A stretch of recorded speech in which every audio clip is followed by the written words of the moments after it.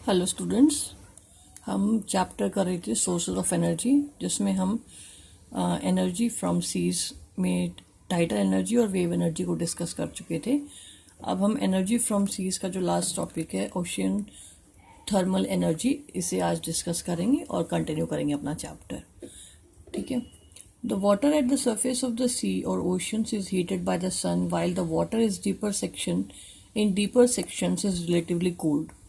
Important बात है कि ओशन थर्मल जो एनर्जी है, it means the heat energy of the oceans, उसे हम हार्नेस करेंगे। और मेजरली उसमें जो एनर्जी हार्नेस करेंगे बच्चों, वो होगी जो डिफरेंस होता है टेम्परेचर का सरफेस पे और उसके जो कि सन से हीट अप हो चुका होता है, और जो उसके बिलो एरिया है वाटर का ओशंस के अंदर, जो कोल्डर वाटर है उसका। तो वो जो डिफरेंस इन टेम्परेचर होगा between warm surface of water heated by the sun and the colder water which is found deeper in the earth, deeper in the oceans. तो ultimately the difference is harness through ocean energy thermal plants. ठीक है। अब condition क्या है कि इसमें जो हमें पता है कि जो हमारा पूरी अर्थ के लैंड मास की बात करें तो उसमें जो मेजर पार्ट है वो किससे ऑक्युपाइड है, वाटर से है, जिसमें कि ओशन से एक बड़ा पार्ट गेन करते हैं। अब सन की जो मेजर एनर्जी ट्रैपिंग है वो अल्टीमेटली किस पार्ट के थ्रू हो रही है, by the part of the oceans. ठीक है। उसमें क्या होता है, ओशंस और सीज का जो वाटर होता है वो हीट अप हो जाता है सरफेस का, क्योंकि ओशंस और जो सीज हैं वो बहुत ज़्यादा डीप होते हैं। तो जो सन की रेस है वो डीपर जो ओशंस के अंदर नहीं पहुंच पाती। तो अल्टीमेटली एक ऐसा रीज़न भी होगा जहाँ पे कि जो टेम्परेचर है वो लोअर डाउन होता जाएगा as we go deeper into the oceans, है ना। तो वो जो हम बात करेंगे कि the water at the surface of the sea और ocean is heated by the sun, ये वाली बात, while the water in the deeper section is relatively cold. तो ये जो हीटेड पार्ट और जो कोल्ड पार्ट है, इसके जो टेम्परेचर डिफरेंस है वो हमें हार्नेस करना है। वही जो ocean thermal energy conversion plants लगा के हम उसे हार्नेस करेंगे और इलेक्ट्रिसिटी जनरेशन में यूज करेंगे। This difference in temperature is exploited to obtain energy in ocean thermal energy conversion plants. ये मैंने आपको बता दिया अभी। These plants can operate if the temperature difference between the water and the surface, water at the surface and the water at a deeper up to 2 kilometer is 20 K या 20 degree और मोर। ये जो प्लांट्स हैं किस basic principle पे depend है कि जो टेम्परेचर डिफरेंस है सरफेस का और उसके अप्रॉक्स, उस सरफेस से अप्रॉक्स जब 2 किलोमीटर डीपर हम जाएंगे तो उसका जो टेम्परेचर डिफरेंस है वो 20 डिग्री के सेल्सियस के आसपास हो जाए। तो वो जो डिफरेंस है 20 डिग्री सेल्सियस का, उसको हम यूज करेंगे हार्नेसिंग में। अब उसके लिए हम क्या करेंगे, अल्टीमेटली हमें पता है कि हम जब भी किसी इलेक्ट्रिसिटी जनरेशन की बात करते हैं तो अल्टीमेट हमारा रोल क्या होता है, to rotate the turbine of the generators. मतलब कि हमें जब इलेक्ट्रिसिटी जनरेट करानी है तो हम जनरेटर्स जो हमें हैं उसके अंदर हम अल्टीमेटली पहले टर्बाइन को रोटेट कराएंगे, फिर शेफ्ट को रोटेट कराएंगे, और उसके कारण शेफ्ट रोटेट होगा तो जो कॉइल है वो under the influence of magnet rotate करेगा इनसाइड द जनरेटर, और उसके थ्रू क्या होगा, electromagnetic induction means electricity generation होगा। तो यहाँ पे वही बात आ रही है कि the warmer surface water is use to boil a volatile liquid like ammonia. Important बात है। अब अल्टीमेटली हम यहाँ पे जो टर्बाइन को रोटेट कराएंगे with the help of steam और वेपर्स, और वो वेपर्स किसकी होंगी, वॉलेटाइल सब्सटेंस अमोनिया, जैसे अमोनिया की। वोलेटाइल सब्सटेंस का मतलब होता है कि जो स्मॉल अमाउंट ऑफ हीट देने पर ही अपने आप को कन्वर्ट कर ले वेपर्स में। तो अमोनिया क्या है, उसको जो टेम्परेचर डिफरेंस होगा अप्रॉक्स 20 डिग्री सेल्सियस का, उस टेम्परेचर डिफरेंस पे ही क्या करेगा, वेपर्स में कन्वर्ट हो जाएगा, और वो वेपर्स क्या होगी, फर्दर टर्बाइन को रोटेट कराने में हेल्प करेगा। मीन्स अगर मैं इसको आपको डायग्रामेटिकली एक स्केच के फॉर्म में समझाऊं तो ये इस तरह हो सकता है कि जो ओशन है, ये ओशन का वाटर है, ओशन है ये सारा, ये ओशन का वाटर है। ठीक है। अब इसी की बात करें तो जो सरफेस का वाटर है, ठीक है, और जो अप्रोक्स 2 किलोमीटर तक का डिफरेंस का है, 2 किलोमीटर के बाद जो टेम्परेचर डिफरेंस है वो मान लो अप्रोक्स -20 डिग्री सेल्सियस हो गया फ्रॉम द सरफेस। मीन्स अगर सरफेस का टेम्परेचर 40 है तो यहाँ पे 20 माइनस कर दो, अप्रॉक्स 20 डिग्री सेल्सियस हो गया। अगर यहाँ पे 60 है, 60 में से अप्रॉक्स 20 डिग्री सेल्सियस कम कर दो, मतलब यहाँ 40 हो जाएगा। तो अप्रॉक्स 2 किलोमीटर बिलो जाने पे 20 डिग्री सेल्सियस का जब डिफरेंस आ जाता है तो यही डिफरेंस जो है वो हम हार्नेस करेंगे। ठीक है। अब जब हमारे पास पता है कि यहाँ पे सन की लाइट है या सन की हीट यहाँ पे सरफेस पे गिरेगी, ये हमारा हो गया सरफेस, और ये बॉटम अप्रॉक्स 2 किलोमीटर। वैसे बॉटम नहीं, बॉटम तो और भी नीचे जाएगा, बट अप्रॉक्स 2 किलोमीटर तक की बात केवल, तो यहाँ पे हम 2 किलोमीटर का जो डिफरेंस है उसके लिए हम बॉटम यूज कर रहे हैं वर्ड। ठीक है। वैसे तो जो ओशंस है वो काफी डीपर होते हैं। जब यहाँ पे सरफेस पे सन की जो रेज है, वो लाइट है, जो हीट है वो गिरेगी, तो अल्टीमेटली सन का जो ओशन का जो सरफेस का जो वाटर है वो हीट अप हो जाएगा, और उसी हीट को हमने हार्नेस करना है। तो हम क्या लगाएंगे, ऐसे ओशंस में क्या होगा, हम ocean thermal energy conversion plants लगाएंगे। उस डायग्राम का जो बेसिक स्ट्रक्चर है वो मैं आपको बता रही हूँ, कंप्लीट प्लांट नहीं बता रही मैं आपको, ताकि आपको इजीली समझ आ जाए। यहाँ पे क्या होगा, जो सरफेस के आसपास हम एक टैंक बनाएंगे, वह सब कंस्ट्रक्टेड होता है, बट मैं आपको मेजर इंपॉर्टेंट चीजें ही दिखा रही हूँ। ठीक है। ये सब कंस्ट्रक्शन के अंदर बिल्डअप होता है। अब इसके अंदर हमने क्या भरा हुआ है, अमोनिया। अमोनिया यहाँ पे फिल्ड है। अब इसी से लगती हुई पाइपलाइन है वो हम यूज करेंगे। यहाँ पे सेंटर में टरबाइन होगा, वो जो पंखुड़ियां होती जो कि रोटेट करेंगी, है ना, जिसके कारण जो शाफ्ट है वो रोटेट करेगा, और शाफ्ट के साथ कौन अटैच्ड होगा, जनरेटर, जिसके अंदर इलेक्ट्रिसिटी जनरेट होगी। फिर ये पाइप कंटिन्यू चलेगा, क्योंकि इसी के अंदर है ये सारा, ये पाइप चलेगा। अब क्या है, वेपर्स को हमें कूल डाउन कंडेंस कराना है, तो हम अप्रॉक्स जो पाइपलाइन है उसको कहाँ तक लाएंगे, 2 किलोमीटर डीप लाएंगे, और उसको उस एरिया से बेंड अप कर देंगे, और वापस से यहाँ पे क्या होगा, बॉटम वाले एरिया में जाके यहाँ पे हमारे पास मोटर फिक्स्ड होगी, और मोटर क्या करेगी, उस चीज को वापस पुशअप कर देगी किसके अंदर, उसी बॉयलर में, टैंक में। अब होता क्या है कि सरफेस का जो वाटर है उसकी हीट से अमोनिया है वो वेपर्स में कन्वर्ट हो जाता है। वेपर्स में कन्वर्ट होगा तो वो वेपर्स यहाँ से ट्रैवल करेगी और ये टरबाइन को रोटेट कराएगी। वेपर्स हाई प्रेशर से चलेंगी और टरबाइन को रोटेट कराएंगी। टरबाइन रोटेट होगा तो ये शाफ्ट है, ये रोटेट होगा, और ये शाफ्ट रोटेट होकर जनरेटर के अंदर इलेक्ट्रिसिटी जनरेट होगी। अब ये जो वेपर्स है ये मूव करती रहेंगी कंटिन्यूअसली, और वो पाइप के अंदर मूव करती रहेंगी।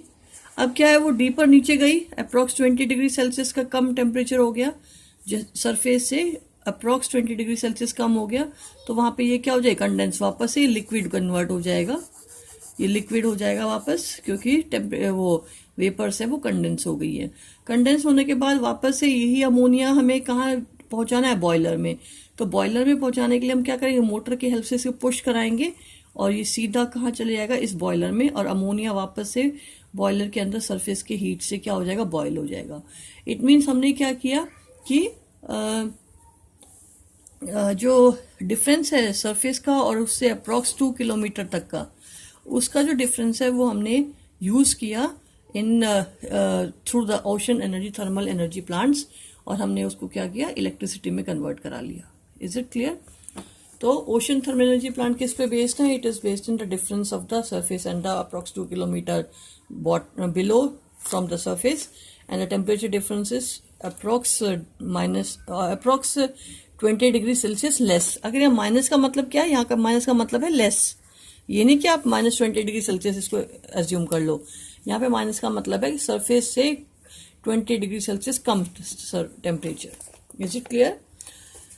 नाउ अब यहाँ पे हम बात करते हैं, the warmer surface water is use to boil a volatile liquid like ammonia, the vapours of the liquid are then use to run the turbine of generator. ये मैंने आपको दिखा दिया कैसे रन करेगा। The colder water from the depth of the ocean is pumped up किसकी help से, with the help of motor, and condenses vapour again to liquefy. उसके बाद वापस जो कंडेंस जो लिक्विड कन्वर्ट हो चुका है, कंडेंस जो है जो कि अब ये जो पाइपलाइन है, ये जो मैंने आपको बताया जो कि लोअर सरफेस पे है, बॉटम पे है, ये अपने आप में क्या कहेगा, कंडेंसर ही कहलाएगा, क्योंकि जो आसपास का जो वाटर है वो उसको किस में कन्वर्ट कर रहा है, लिक्विड में कन्वर्ट कर रहा है, वेपर्स को, तो अल्टीमेटली वो कंडेंसर कहलाएगा, ठीक है। And condenses the vapour again to liquid. The energy potential from the sea, tidal energy, wave energy and the ocean thermal energy is quite large but efficient commercial exploitation is difficult। क्योंकि मैंने अभी आपको बताया कि जो पूरा अर्थ का surface है वो मेजरली वाटर से घिरा हुआ है, तो उसमें भी जो सीज की एनर्जी हमने हार्नेस की, कौन सी, टाइडल एनर्जी, वेव एनर्जी और सॉरी ओशन थर्मल एनर्जीज। तो अल्टीमेटली ये होने के बाद भी इतना सोर्स अवेलेबल है, बट डिफिकल्टी क्या है कि इसको हार्नेस करना इकोनॉमिकली बहुत मुश्किल हो जाता है, एक्सप्लॉइट करना इसको मुश्किल है, ठीक है। नेक्स्ट है geothermal energy plants. Geothermal energy geothermal energy, ultimately हम जियोथर्मल एनर्जी को हार्नेस करेंगे with the help of geothermal energy plants. तो सबसे पहले अगर हम बात करते हैं तो जियो मतलब अर्थ, डीप इनसाइड द अर्थ, और थर्मल मीन्स हीट और एनर्जी, मीन्स जो अर्थ के अंदर की हीट एनर्जी उसको हार्नेस करना है हमने अब।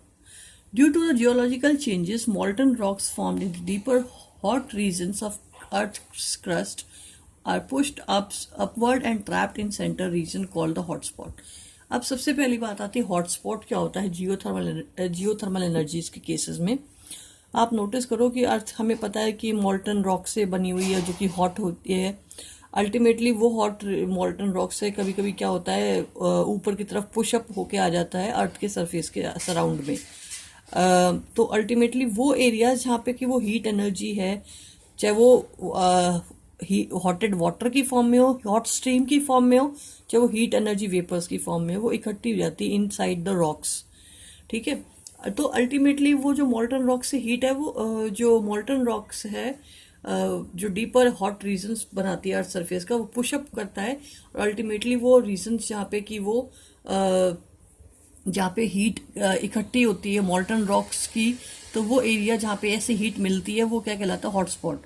कभी कभी क्या होता है उसके आसपास का जो अंडरग्राउंड वाटर है वो उसके कांटेक्ट में आ जाता है, वो भी किस में कन्वर्ट है, हॉट स्ट्रीम्स में, ठीक है। When underground water comes in contact with the hotspot streams is generated, sometime hot water from the regions find outlets at the surface. कभी कभी क्या होता है वो हॉट वाटर क्या होता है, आउटलेट्स जो है वो गेन कर लेता है अर्थ के सरफेस पे। आपने देखा होगा, कभी कभी आप नोटिस करो, न्यूज़ में सुना होगा कि गर्म पानी है वो अर्थ के सरफेस से बाहर निकल रहा है, स्प्रिंग्स निकल रही है, वो बिकॉज कि अल्टीमेटली वो पुशअप किससे हुआ, because of the hotspots. Hotspots वो एरिया बता दिया मैंने आपको, हॉटस्पॉट्स के आसपास का एरिया क्या हो जाता है, जैसे वाटर जो होता है वो हॉट स्प्रिंग में कन्वर्ट हो जाता है और आउटलेट्स ढूंढ लेता है, तो such outlets are known as hot springs, ठीक है। The steam trapped in the rocks is routed through a pipe. अब ये तो हॉट स्प्रिंग की बात हुई, लेकिन उसके आसपास जो वेपर्स हैं उस रॉक्स के अराउंड, वो जो रीजन है जहाँ पे कि हॉटस्पॉट के कारण वाटर वेपर्स में कन्वर्ट हो चुका, रॉक्स के इनसाइड ही इकट्ठा हो गया, उस हीट को, उस स्टीम को हम ट्रैप अप करेंगे टू जनरेट इलेक्ट्रिसिटी। वही बात है, यहाँ पे इस स्टीम से हम क्या कराएंगे, टरबाइन को रोटेट कराएंगे। The steam trapped in the rocks is route through the pipe to the turbine. Ultimately हम इसको हार्नेस कैसे करेंगे, हम क्या करेंगे, पाइप्स है वो बोर करेंगे, जहाँ कहाँ तक करेंगे जहाँ पे स्टीम्ड एरिया मिलेंगे हमें, और उससे हम क्या करेंगे, प्रेशराइज करके उस जो हॉट स्टीम है उसको हम जैसे पाइप कह सकते हैं, जैसे कि हम दो पाइप्स डालें, एक से हम एयर ब्लो करें, अल्टीमेटली क्या होगा, वो एयर ब्लो कराएंगे जिस पाइप से, तो वो प्रेशर डालेगा नीचे किस पे, स्टीम पे, और वो दूसरे पाइप से वो स्टीम है क्या हो जाएगी, अप की तरफ, ऊपर की तरफ आएगी। तो वो हमने हॉट जो स्टीम है उसको ट्रैप अप किया with the help of pipes और with the help of boring, और अल्टीमेटली उस स्टीम से हम क्या करेंगे, टरबाइन को रोटेट कराएंगे।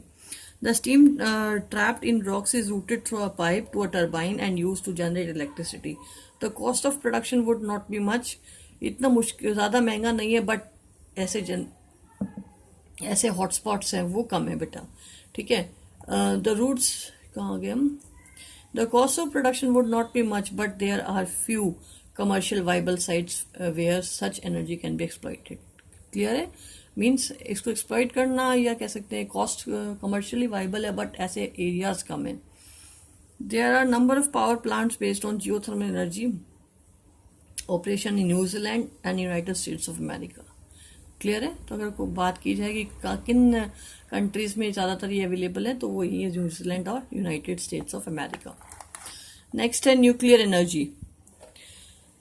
अभी हमने बात कर ली थी, ऑल्टरनेटिव सोर्सेज की बात कर रहे हैं। ऑल्टरनेटिव सोर्सेज में हमने सोलर एनर्जी की बात कर ली है बेटा, हमने एनर्जी फ्रॉम सीज की बात कर ली है, अब और जियोथर्मल एनर्जी की बात कर ली है। मींस हमने ऑल्टरनेटिव सोर्स 3 बात कर ली है, solar energy, geothermal energy, sorry energy from seas और जियोथर्मल एनर्जी। अब हम 4th बात कर रहे हैं, न्यूक्लियर एनर्जी।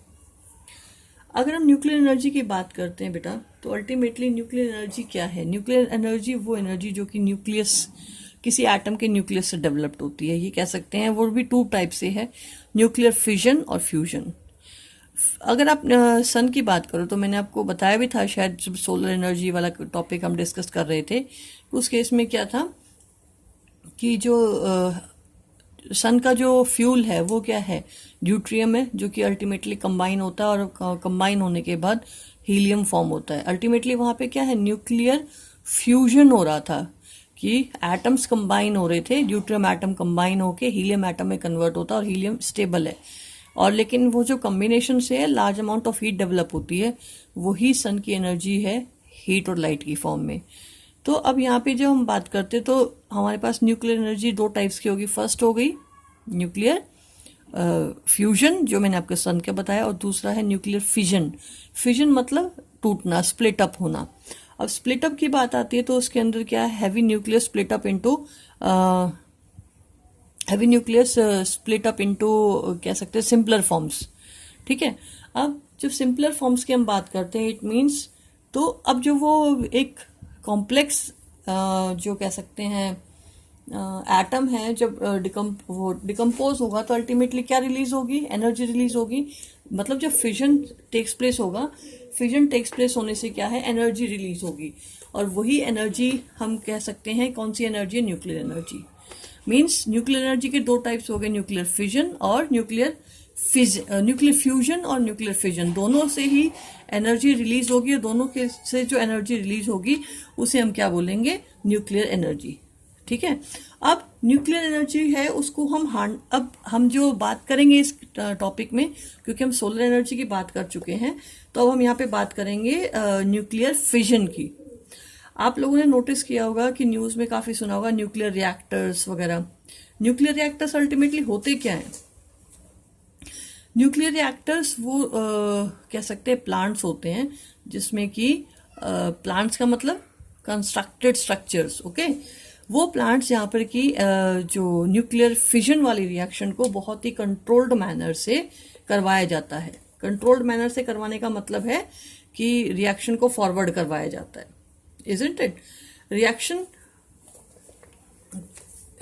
रिएक्शन को फॉरवर्ड कराने का मतलब है बेटा कि न्यूक्लियर रिएक्शंस टेक्स प्लेस कराई जाती है न्यूक्लियर रिएक्टर्स में। 1 मिनट, थोड़ा ये मूव कर गया, 1 मिनट। ठीक है, तो अल्टीमेटली हम क्या करेंगे? न्यूक्लियर रिएक्टर्स के अंदर सस्टेन तरीके से मीन्स बहुत ही कंट्रोल्ड मैनर में हम न्यूक्लियर फिजन रिएक्शंस को, चेन रिएक्शंस को टेक्स प्लेस कराएंगे। अभी मैं डिस्कस करने से पहले थोड़ी चीजें बताती हूँ।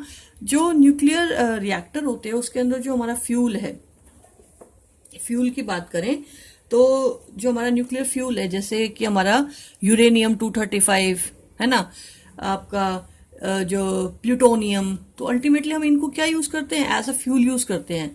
न्यूक्लियर, जब हम यूरेनियम की बात करें तो यूरेनियम जो आइसोटोप है हमारा, यूरेनियम 235, ठीक है, यूरेनियम 235 मास है ये बेटा इसका। वैसे यूरेनियम का एटॉमिक नंबर 92 होता है, बट उसका मास 235 होता है। तो यूरेनियम 235 जिसका हैवी मास है, उसको हम बम्बार्ड करवाते हैं with the help of neutrons. अब जो न्यूट्रॉन से बम्बार्ड कराएंगे तो जो यूरेनियम है, यूरेनियम 235, वो अपने आप को स्प्लिट अप करेगा बैरियम में, क्रिप्टॉन में, with release of large amount of energy and 3 neutrons. तो अल्टीमेटली यहाँ पे जो 3 न्यूट्रॉन्स फिर से रिलीज होंगे, वो फिर से क्या करेंगे? न्यूक्लियर रिएक्शन को फॉरवर्ड करेंगे। तो इस चीज को मैं आपको समझा रही हूँ रिएक्शन के थ्रू, तो आपको जल्दी समझ आ जाएगा। जैसे हम न्यूक्लियर रिएक्शन करा रहे हैं और उसके अंदर मैं फ्यूल यूज कर रही हूँ यूरेनियम 235, हमें पता है मास ऊपर लिखा जाता है, और अप्रॉक्स इसका जो एटॉमिक नंबर है वो है यूरेनियम का 92। अब जब इसको हम हैवी लाइट न्यूट्रॉन से, लाइट न्यूट्रॉन है, न्यूट्रॉन पे देखो प्रोटॉन्स नहीं है इसके पास, सिंपल न्यूट्रॉन है अपने आप में, तो यहाँ पे हम ये, और इसका मास क्योंकि न्यूट्रॉन अपने आप में 1 मास गेन कर रहा है, तो अल्टीमेटली जब ये न्यूट्रॉन का स्ट्रक्चर है बच्चा, ये जैसे हीलियम का होता है, हमारे कह सकते हैं इलेक्ट्रॉन का जो जैसे कहते हैं इलेक्ट्रॉन का सिंबल होता है, ऐसे ही न्यूट्रॉन का सिंबल है। तो न्यूट्रॉन का जो होता है जिसका कि मास 1 है, वो बहुत लाइट है, और वो लाइट न्यूट्रॉन है विद द हेल्प, जो लाइट न्यूट्रॉन है वो यूरेनियम से रिएक्शन करेगा, बम्बार्ड करेगा, इसको स्ट्राइक करेगा। जब इसको स्ट्राइक करेगा तो हमारे पास बैरियम बनेगा। बैरियम जो होगा उसका मास अप्रॉक्स 144 और एटॉमिक नंबर 56 होगा, ठीक है। प्लस उसके बाद अगर हम बात कर रहे हैं इसके साथ साथ हमारे पास क्रिप्टॉन, क्योंकि हमें मेजरली फॉलो करना है क्या, law of conservation of mass, की मास रिमेन कंजर्व। तो अल्टीमेटली 89 इसका मास और अप्रॉक्स इसका 36 atomic number, plus with release of 3 neutrons and large amount of energy. और ये एनर्जी है, ये जो एनर्जी है, ये that is the nuclear energy, जो किससे आई, बाय द फिजन रिएक्शन। किसका फिजन हुआ, यूरेनियम का। यूरेनियम का वो फिजन हुआ किसमें, बैरियम में, क्रिप्टॉन में, 3 न्यूट्रॉन्स में और एनर्जी में। और ये एनर्जी इतनी लार्ज अमाउंट में होती है कि ये रिएक्शन, ये जो एनर्जी है ये इतनी ज़्यादा होती है कि इसको हम कंट्रोल करना पड़ता है कि हाँ कहीं रिएक्शन ज़्यादा अनकंट्रोल्ड ना हो जाए, with the help of controlling rods. Means अभी यहाँ पे तो ये एनर्जी हम हार्नेस कर लेंगे, अब कंट्रोल किसे करते हैं वो देखो, वो है 3 न्यूट्रॉन्स।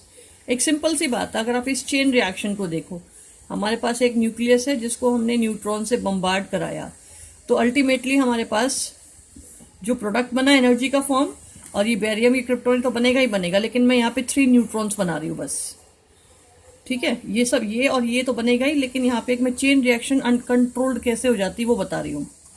यहाँ पे ये रिएक्शन हुआ जिसमें एक बम्बार्ड करने से 3 न्यूट्रॉन बन गए, मतलब हमारे पास अब 3 न्यूट्रॉन्स आ गए हैं जो फर्दर किसी यूरेनियम को फिर से बम्बार्ड करेगा।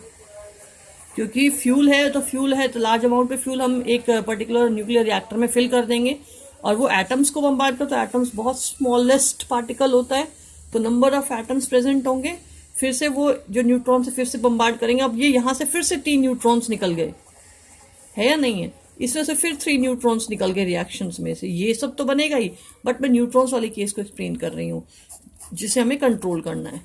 अब नोटिस करो, अगर ये न्यूट्रॉन्स इसी तरह बढ़ते रहे तो ये बहुत जल्दी जल्दी क्या करेंगे, रिलीज करेंगे क्या, एनर्जी। और वो एनर्जी जो है वो लार्ज अमाउंट में होती है, तो अल्टीमेटली एक्सप्लोजन की पॉसिबिलिटी हो जाती है।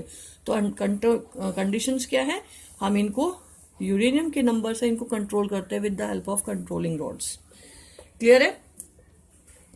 अभी हमारे न्यूक्लियर रिएक्टर्स हमारे कोर्स में नहीं है, तो मैं आपको पूरा न्यूक्लियर रिएक्टर एक्सप्लेन करती है, जिसमें हमारे पास जैसे कूलेंट्स होते हैं, है ना, उन सबको आपको एक्सप्लेन करती है। बट अभी हमारे ये सब कोर्स में नहीं है, इसलिए मैं आपको न्यूक्लियर रिएक्टर एक्सप्लेन नहीं कर रही हूँ, ठीक है।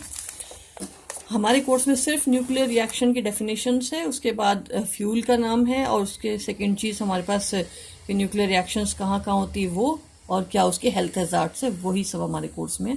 काफ़ी चीज़ें इसमें नहीं हैं, ठीक है। तो नहीं तो मैं आपको न्यूक्लियर रिएक्टर भी बताती, क्योंकि अब वही बात है बेटा, जो न्यूक्लियस से एनर्जी रिलीज हुई ना, जो एनर्जी मैंने आपको बताई है रिएक्शन के थ्रू, वही एनर्जी यूटिलाइज करते हैं हम किस में, वाटर को बॉयल अप करने में, क्योंकि एनर्जी किस फॉर्म में, हीट की फॉर्म में है। तो अल्टीमेटली फिर से बहुत बड़े बड़े टैंक्स होते हैं, उसके अंदर वाटर होता है, उसको हम स्टीम में कन्वर्ट कराते हैं, फिर से स्टीम है वापस से टरबाइन को रोटेट करने में हेल्प करती है, शाफ्ट रोटेट होता है, और जनरेटर्स में इलेक्ट्रिसिटी जनरेट होती है। तो अल्टीमेटली हमने उसकी हीट एनर्जी को किस में यूज किया, इन the generation of electricity. Clear. Now अब मैं इसको डिस्कस कर रही हूँ, how is nuclear energy generated in a process called nuclear fission. Fission की हम बात करेंगे। The nucleus of heavy atoms such as uranium, plutonium, thorium, when bombarded with low energy neutrons, can split apart into lighter nuclei, जैसे मैंने आपको reaction करके दिखाया है अभी। When this is done, a tremendous amount of energy is released if the mass of the original nucleus is just a little more than the sum of the masses of individual products. The fission of an atom मैंने आपको बता दिया है कि ये कि जो मास है रिएक्टेंट्स का और प्रोडक्ट्स का इक्वल हो जाता है, तो वो लेकिन वो स्मॉलर मासेस में डिवाइड हो गया, ठीक है। ओरिजिनल जो न्यूक्लियस है फिर से वो अपने आप को लिटिल मोड में डिवाइड करता है, जो कि सम होता है मासेस का इंडिविजुअल प्रोडक्ट्स का, ठीक है, जो कि लॉ ऑफ कंजर्वेशन को फॉलो करता है। The fission of an atom of uranium for example produces 10 million times of energy produced by the combustion of an atom of carbon of coal. Important बात है कि अगर हम कोल से कंपेयर किया जाए, ठीक है, कोल से कंपेयर करते हैं तो कोल जितनी एनर्जी डेवलप करता है उससे 10 मिलियन टाइम्स ज़्यादा एनर्जी प्रोड्यूस करता है कौन, हमारा न्यूक्लियर फिजन का। तो इसमें ये अच्छा फ्यूल तो है, बट थोड़ा सा इसकी कंट्रोलिंग की प्रॉब्लम है, क्योंकि रेडिएशंस लीक हो जाती है और ये रेडिएशंस हार्मफुल होती हैं बच्चे, ठीक है। न्यूक्लियर रिएक्टर से जो रेडिएशंस निकलती है उन रेडिएशंस को कंट्रोल करना ज़रूरी है, क्योंकि आगे फ्यूचर में जाके क्या करता है, जनरेशन्स के अंदर डिजीजेस डेवलप कर लेता है, सॉइल को इनफर्टाइल कर देता है, और जो जीन्स है उनको चेंजेस कर देता है, ठीक है।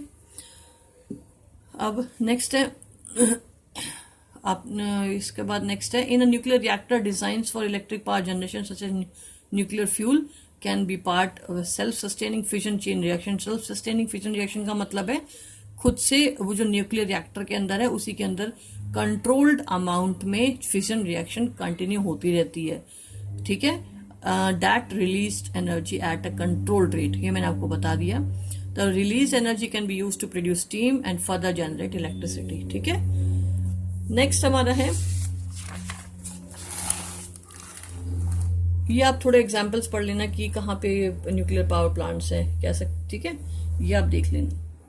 ये इंपॉर्टेंट है कि however many industrial countries are meeting more than 30% of the electrical power need from the nuclear reactors.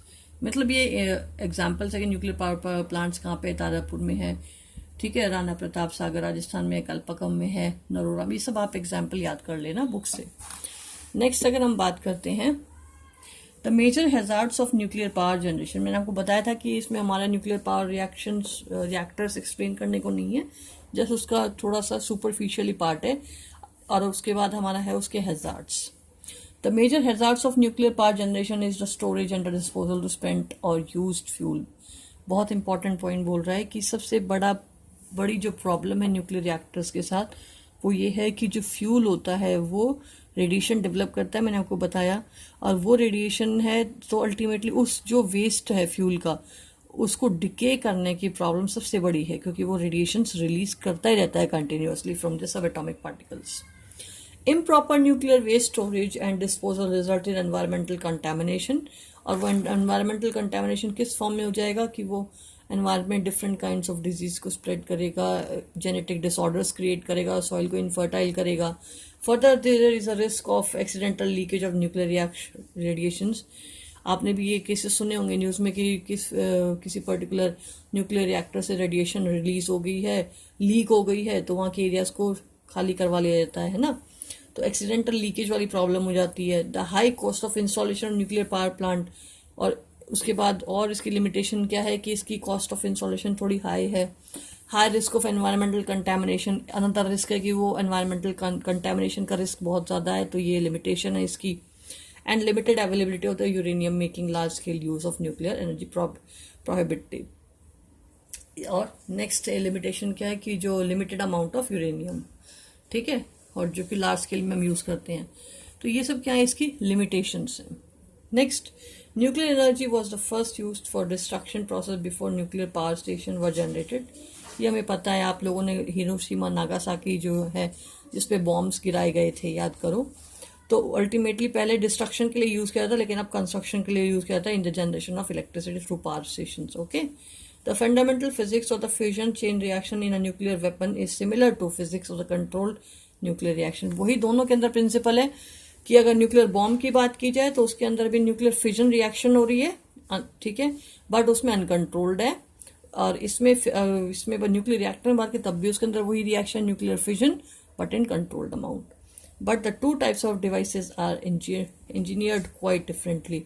एक का काम हो गया डिस्ट्रक्शन करना और एक का काम कंस्ट्रक्शन करना, मीन्स बेसिक प्रिंसिपल दोनों के लिए सेम है, बट अल्टीमेटली दोनों, एक डिजास्टर करता है और एक कंस्ट्रक्शन करता है। नाउ ये जो रिएक्शन आप ये पढ़ लेना, वैसे न्यूक्लियर फ्यूजन है ये मैंने आपको एक्सप्लेन कर रखा है, जिसमें कि क्या है, ड्यूट्रियम है, मैंने बताया था ड्यूट्रियम है कंबाइन करके हीलियम बनाता है, और हीलियम क्या है, स्टेबल एटम है, और अल्टीमेटली हीट रिलीज होती है, फ्यूज हो रहा है, देखो सिंपलर फॉर्म्स फ्यूज होके कॉम्प्लेक्स बन रहा है और विद रिलीज ऑफ एनर्जी। तो अल्टीमेटली क्या है, ये है न्यूक्लियर फ्यूजन, जो कि कहाँ यूज होता है, इन द सन। अच्छा, एक और इम्पॉर्टेंट बात, देखो न्यूक्लियर जो बॉम्ब्स है ना वो बनाना इजी है, बट न्यूक्लियर जो आप जो हाइड्रोजन बॉम्ब्स बनाना है वो थोड़ा मुश्किल पड़ता है, क्योंकि एटम्स को कंबाइन करने के लिए पहले खुद से अमाउंट ऑफ एनर्जी चाहिए होती है। आप नोटिस करो, दो हाइड्रोजन को कंबाइन करने के लिए large amount of energy required है, ठीक है, लेकिन वो एनर्जी सन के अंदर कहाँ से मिलती है, सन से खुद से अवेलेबल हो जाती है, इसलिए हाइड्रोजन हाइड्रो कंबाइन हो जाते हैं। लेकिन अगर हमें इसका बॉम्ब बनाना हो तो इसको पहले कंबाइन करने के लिए हीट एनर्जी डेवलप करानी पड़ती है। तो उसके लिए क्या होता है, जो हाइड्रोजन बॉम्ब होता है उसके सेंटर में जो सेंट्रल कोर है, उसके अंदर हम हीट को डेवलप कराते हैं with the help of nuclear fission reaction. देखो मैं एक एग्जांपल की फॉर्म है, जैसे मान लो हमारा एक मैं आपको जस्ट एक्सप्लेन कर रही हूँ, ये सेंटर कोर है और ये पूरा बॉम्ब है, ठीक है, इसमें न्यूक्लियर फिजन रिएक्शन होगी, किसकी, यूरेनियम की। एक एग्जाम्पल यूरेनियम ले लो, यूरेनियम यहाँ फिजन करेगा with the help of neutron, कौन सी रिएक्शन, यही वाली रिएक्शन। तो अल्टीमेटली क्या, हीट एनर्जी जनरेट होगी, उस हीट एनर्जी से जो हाइड्रोजन है यहाँ पे वो क्या करेगा, कंबाइन करेगा, फिर हाइड्रोजन बॉम्ब की फॉर्मेशन होगी। तो अल्टीमेटली सेंट्रल कोर जो है उसका वो क्या, सेंट्रल कोर में तो वही न्यूक्लियर क्या रिएक्शन हो रही है, न्यूक्लियर फिजन की रिएक्शन हो रही है, ठीक है। इसीलिए हाइड्रोजन बॉम्ब से वो कहते हैं कि बेस्ड होते हैं किसमें, nuclear thermo nuclear fusion reaction. Thermo, इसीलिए जो हम कह रहे हैं हाइड्रोजन बॉम्ब्स हैं वो बेस्ड होते हैं थर्मो न्यूक्लियर फ्यूजन पे। फ्यूजन पे मीन्स कि हमें फ्यूजन कराना है ड्यूट्रियम एटम का, हाइड्रोजन का फ्यूजन कराना है, बट वो किस पे बेस्ड है, थर्म पे। और वो थर्म मतलब हीट, और वो हीट कहाँ से आ रही है, फ्रॉम द कोर। ये देखो जो मैंने आपको बताया, फ्रॉम द कोर, यहाँ से हीट जनरेट होगी, उस हीट से ही फिर हाइड्रोजन कंबाइन होगा और फिर एक्सप्लोजन और जो हीट एनर्जी डेवलप होगी। मैं इसको डिस्कस कर देती हूँ, फिर आप रीड कर लेना है जरूर इसको। The hydrogen bomb is based on a thermo nuclear fusion reaction, और nuclear bomb based on the fission of nucleus, fission of the uranium और plutonium is placed at the core of the hydrogen bomb. ये मैंने आपको बता दिया। This nuclear bomb is embedded in a substance which contain deuterium and lithium, ठीक है। When the nuclear bomb fission जो है डिनोटेड होता, तो टेम्परेचर होगा of this substance is raised to 10 की power 7 K in a few microseconds, और जो हाई टेम्परेचर होगा वो जनरेट करेगा कि वो फ्यूज करा सके किसको, लाइट न्यूक्लियाइज को। The high temperature generate sufficient energy for the light nuclei to fuse, मतलब फ्यूजन रिएक्शन करने में कैपेबल होगा जो सेंटर के अंदर फ्यूजन रिएक्शन हुई है उसको, ठीक है। And a devastating amount of energy release, और वो एनर्जी क्या है, हाइड्रोजन बॉम्ब से जो एक्सप्लोजन होता है उससे रिलीज होती है, ठीक है। तो ये क्वेश्चन, ये कुछ हो गए आपके कह सकते हैं न्यूक्लियर एनर्जी, सी एनर्जी, या कह सकते हैं sun's energy, solar energy, geothermal energy. ये these are the alternative source of energy which can be use in place of conventional source of energy, isn't it. तो हम अब लास्ट में बात करते हैं एनवायरमेंटल कॉन्सिक्वेंसेस। अब एनवायरमेंटल कॉन्सिक्वेंसेस की बात की जाए तो अल्टीमेटली हमें पता है कि जितना भी हम फ्यूल है वो अगर कह सकते हैं कंबक्स करेंगे, या फ्यूल का जो कंबक्शन रिएक्शन होगा, तो अल्टीमेटली पोल्यूशन क्रिएट होगा, एनवायरनमेंट को हार्म करेगा, है ना। तो अल्टीमेटली हमें किसकी तरफ देखना पड़ेगा, क्लीन फ्यूल्स की तरफ देखना पड़ेगा, या अपनी लाइफ हैबिट्स है वो चेंज करनी पड़ेंगी। तो वही सब हमारा क्या है, एनवायरमेंटल कॉन्सिक्वेंसेज है, जो कि अल्टीमेटली पोल्यूशन, क्योंकि जो बर्निंग ऑफ फ्यूल होगा वो क्या करेगा, पोल्यूशन भी क्रिएट करेगा, एनवायरनमेंट को हार्म करेगा डिफरेंट टाइप्स से, ग्लोबल वार्मिंग वगैरह करके, ठीक है। We have studied various sources of energy in the previous sections. Exploiting any source of energy disturbs the environment in some ways और द अदर्स। वही हमें यहाँ पे पढ़ना है कि एनवायरनमेंट को कैसे हार्म करेगा। In a given situation, the source we would choose depend on the factors such as ease of extracting energy from the source.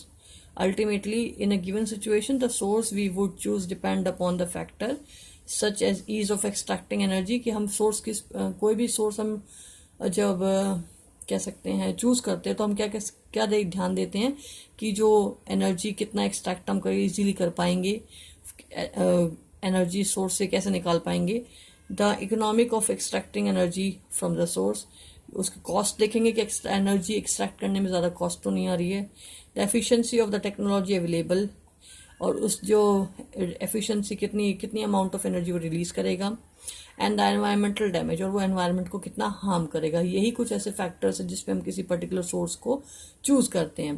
That will be caused by using that source.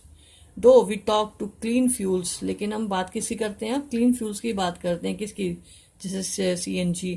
It would be more exact to say that a particular source is cleaner than others. ये हमें पता है clean fuel है as compared to others. We have already seen the burning fossil fuel cause air pollution. In some cases, the actual operation of devices like a solar cell may be pollution free. Means हमें क्या होगा कि pollution create होगा अलग अलग type का, तो उसको हमें प्रोटेक्ट अप करने के लिए क्लीन फ्यूल्स की तरफ देखना पड़ेगा जो एनवायरमेंटल को हार्म नहीं करें। But the assembly of the devices would be cause some environmental damage. ये सब जो है हमने पढ़ रखा है कि अगर हम क्लीन फ्यूल की तरफ देखते हैं तो उसकी असेंबली जो है, उसका कंस्ट्रक्शन है, वो थोड़ा कॉस्टली पड़ जाता है। Research continue in these areas to produce longer lasting devices that will cause less damage. ठीक है, ये आप एक बार रीड कर लेना। अब है how long will an energy source last us, कि एक एनर्जी सोर्स से कब तक चलेगा। ठीक है, बहुत सिंपल है, जस्ट एक रीड लगाएं तब भी क्लियर हो जाएगा। We saw earlier that we can not depend on fossil fuel much longer. हमें पता है ये बात कि हम फॉसिल फ्यूल पर लास्ट तक डिपेंड नहीं रह सकते। We have to look after the alternative sources of energy because once the fossil fuels है वो एग्जॉस्ट हो जाएंगे। Such sources that we get depleted someday are said to be exhaustible source or non-renewable source of energy. On the other hand, if we manage biomass by replace the tree we cut down for firewood, we can be assured at a constant supply of energy of a particular rate. Such energy source that can be regenerated are called renewable source of energy. ये हमें पता है कि source, ये हम पढ़ चुके हैं पीछे कि renewable source of energy है ये।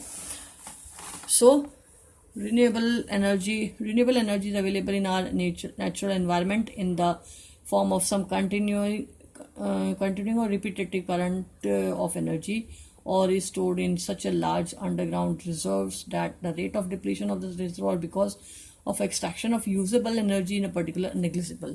It means अगर हम बात करें तो we have to look after for alternative sources. Overall अगर हम सारी बात करते हैं तो हमें ऑल्टरनेटिव सोर्सेज की तरफ देखना पड़ेगा जो कि रिन्यूएबल सोर्सेज है मेजरली। हम कह सकते हैं CNG को एक्सप्लेन करें, CNG अपने आप में क्लीन फ्यूल है। अगर हम सोलर सेल से एनर्जी गेट करते हैं, सोलर सेल से हमें क्या है, पोल्यूशन लेस और कंटिन्यूस एनर्जी सप्लाई मिलेगी। तो कहने का मतलब है कि हमें अब ऑल्टरनेटिव सोर्सेज की तरफ देखना पड़ेगा to conserve the resources. Okay, हमारे रिसोर्सेज को कंजर्व करने के लिए हमें ऑल्टरनेटिव सोर्सेज की तरफ देखना ही पड़ेगा। नाउ अगर हम बात कर रहे हैं, एक बार जस्ट क्वेश्चन आंसर्स देख लेते हैं। वैसे तो आप क्वेश्चन आंसर्स पहले खुद ही करने की कोशिश की, आसान है ये क्वेश्चंस। मैं आपको एक्सरसाइज से क्वेश्चंस बता देती हूँ।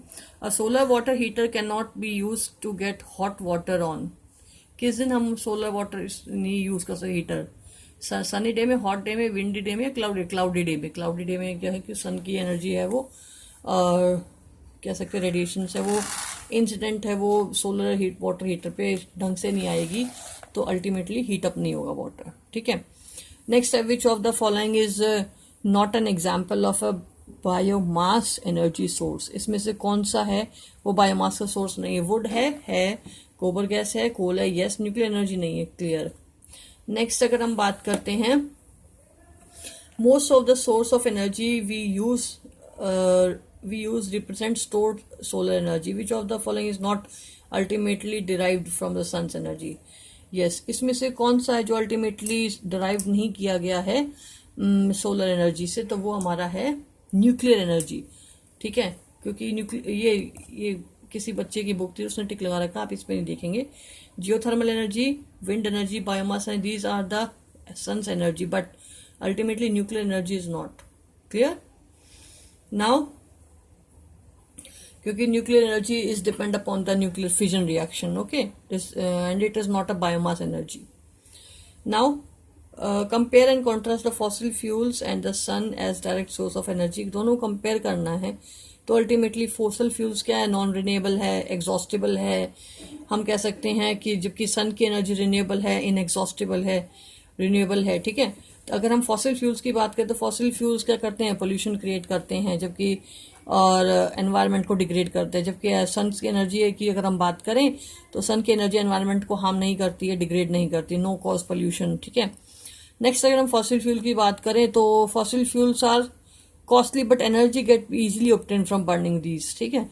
अब लेकिन जो फॉसिल फ्यूल्स को हमें पहले फॉसिल फ्यूल्स की अगर हम बात करते हैं कॉस्टली है, क्योंकि सोलर एनर्जी को बस एक बार इंस्टॉल करने की देर है. इंस्टॉल करने के बाद वो एनर्जी फ्रीली अवेलेबल एनर्जी है. सोलर एनर्जी फ्रीली अवेलेबल है. बस एक डिवाइसेस का ही थोड़ा कॉस्ट होता है उसको हार्नेस करने वाले. लेकिन जब वो कॉस्ट एस्टैब्लिश हो जाता है स्ट्रक्चर्स जैसे सोलर सेल पैनल्स वगैरह, उसके बाद वो free of cost energy produce करते रहता है. ठीक है. नेक्स्ट क्वेश्चन है हमारा, compare the and contrast the biomass and hydro electricity as a source of energy. हमें बायोमास और हाइड्रो इलेक्ट्रिसिटी की बात करें तो बायोमास जो है अगर एक सिंपल सी बात करें तो कॉस्ट की बात कर लेते हैं तो सिंपल बायोमास चीप है, स्मॉल साइज है एज कम्पेयर टू इंस्टॉलेशन, कहीं भी इंस्टॉल कर सकते हैं. लेकिन जो हाइड्रो इलेक्ट्रिक पावर है उसके लिए हमें पर्टिकुलर डैम्स बनाने पड़ेंगे, पूरा कंस्ट्रक्शन करना पड़ेगा, जनरेटिंग पावर्स प्लांट्स, तो उसकी कॉस्ट थोड़ी हाई पड़ जाती है. ठीक है. नेक्स्ट अगर हम इसका जो फ्यूल की बात करें या कह सकते हैं इसका सोर्स की बात करें बायोमास में, तो वो क्या है हमारा cow dungs, plants residue, vegetable waste and sewage. But अगर हम बात करें हाइड्रो पावर की तो उसमें just is the potential and the kinetic energy of the flowing water which is use for generating electricity. Clear. Next question है, what are the limitation of extracting energy from the wind, waves and tides. तो इन तीनों की extraction की हमें बताना है कि क्या इसकी लिमिटेशन है इन तीनों की वन बाय वन.